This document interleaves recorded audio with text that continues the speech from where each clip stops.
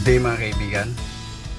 Experience sharing lang tayo sa experience natin kung paano ang tama or proper na pag-break in ng isang brand new na sasakyan.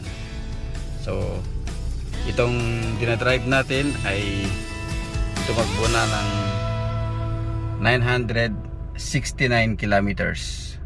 So, malapit na siya for 1,000 periodic maintenance or yung first PMS niya. So, i-share lang natin ang experience natin sa proper na pag-break in ng isang brand new na vehicle.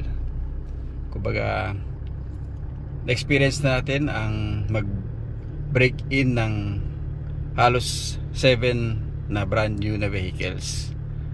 Ang first is yung Mitsubishi Lancer na 2008 model na automatic. Second is the Toyota Innova 2011 model na manual transmission. Third is the Toyota Fortuner na V variant na 4x2 automatic 2018 model. Sumunod naman is the GAC GS8 4x4 automatic 2022 model. Next is Suzuki Espresso SEMT na 2022 model din. And sumunod ang Toyota GL Grandia na automatic transmission 2023 model. So, itong break in natin ngayon ay 2023 model.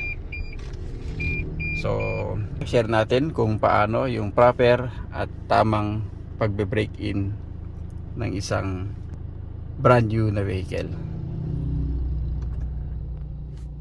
First is yung first 300 kilometers or 2,000 miles. Dapat avoid natin yung sudden stops, yung biglaang paghinto ng sasakyan or engine, yung pagpatay ng engine. Ang mga tips na ito ay ito yung standard na recommendation ng Toyota sa pag-break in ng mga brand new vehicles ng Toyota. Ang kagandahan nito ay para ma-extend natin ang life or yung maabot natin yung maximum lifespan ng isang magandang engine ng isang sasakyan.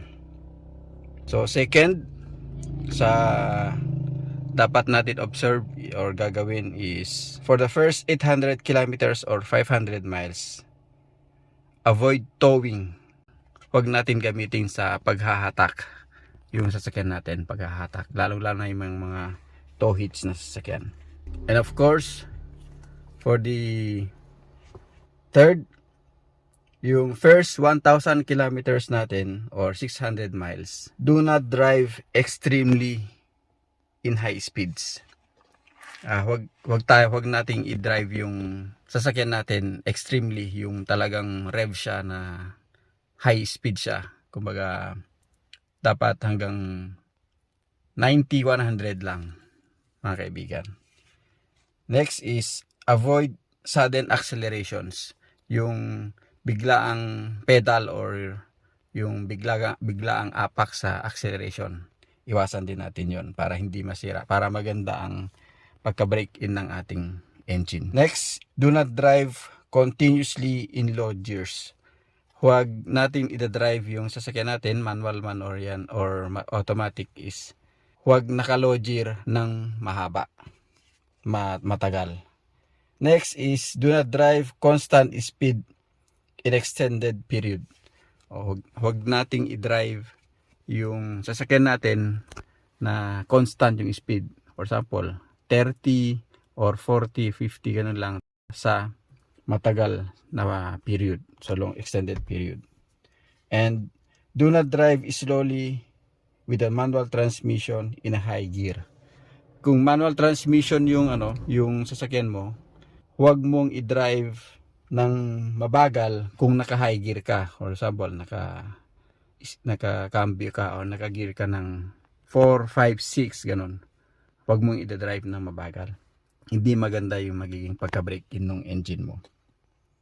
Then sa idling naman, kapag sa normal driving sa ngayon, yung mga bagong sasakyan is kahit hindi na natin i-idle yung sasakyan bago natin patayin. Pero kapag ginamit natin siya sa towing or yung mga high speed or mga ginamit sa drag race or sa racetrack, is recommended na minimum of 1 minute ang idling mo bago mo i-stop yung engine. Gusto lang natin i-share itong experience na to mga kaibigan, base sa experience natin sa mga nasubukan natin na i-break in na mga sasakyan, ay maganda ang epekto sa lifespan or sa buhay ng sasakyan or dun sa makina ng ating sasakyan kung na-break in ito ng maayos at proper. So hopefully nakatulong konti itong sharing natin sa lahat ng mga kaibigan natin dyan na may bagong sasakyan or bibili ng bagong sasakyan, brand new vehicle, na magawa ng proper at maayos ang pag-break in ng ating bagong sasakyan. Dati is talagang nire-recommend ito yung pagbe-break in, pero sa ngayon yung mga bagong sasakyan ngayon, mga modelo ngayon, is sinasabi ng mga dealers or dealership na pre-break in na ito sa planta. Pero para sa akin, ang pre-break in sa planta ng mga sasakyan is hindi siya tumatakbo, kumbaga yung makina lang ang tumatakbo. Wala siyang load or hindi niya buhat or dala-dala yung load, yung bigat ng sasakyan mismo or bigat ng mga nakasakay or karga ng sasakyan. So maganda pa rin na observe natin at gawin natin yung proper break-in ng ating mga sasakyan. Okay, maraming salamat sa panonood. Hopefully nakatulong itong sharing video natin sa mga valued subscribers natin na patuloy na sumusuporta sa ating channel. Maraming salamat sa inyong lahat. Sa mga viewers natin, please click that subscription button. Libre po yan, walang charges yan, walang hidden charges po yan mga kaibigan, walang bayad yan. And please like and share our videos also. And as always, keep believing and trusting the Lord. Keep safe and God bless.